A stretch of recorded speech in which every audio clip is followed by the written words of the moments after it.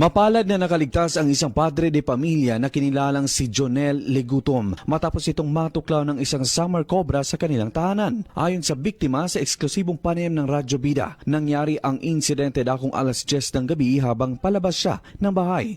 Sa kanyang pagbukas ng pinto, hindi niya napansin na may nakaabang na ahas na kanyang natapakan dahilan upang siya ay tuklawin sa paa. Inilarawan ni Legutom na nakaramdam siya ng matinding panlalambot, pagkahilo at hirap sa paghinga matapos ang tuklaw sanhi para bumulagta siya at tumama pa sa pader ang kanyang ulo. Agad siyang isinugod sa ospital sa Tulunan bago inilipat sa Amas Kidapawan para sa mas malalim na gamutan kung saan siya tinurukan ng anti-venom. Nagpahayag din ng matinding takot ang asawa ni Jonel na inakalang hindi na aabutan ng umaga ang kanyang asawa dahil sa tindi ng naramdaman dahil sa kamandag ng ahas.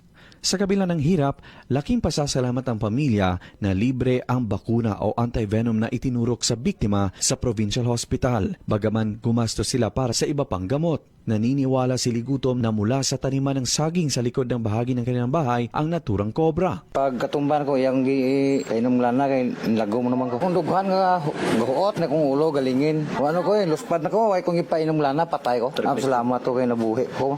Makakuha mo sa mga bata, gagmay pa mga bata ko. Nananawagan naman si Legutom sa mga residente na mag-ingat ngayong panahon ng tag-init kung saan madalas nagsisilabasan ang mga ahas. Nagpapasalamat naman ito sa mga opisyal ng barangay at kay Konsehal Vanessa Sailama na kasamang nagsugod sa kanya sa ospital. Matatandaan na nitong nakaraang mga linggo ay may naiulat ding 2 snake bite cases sa Kabakan at Arakan.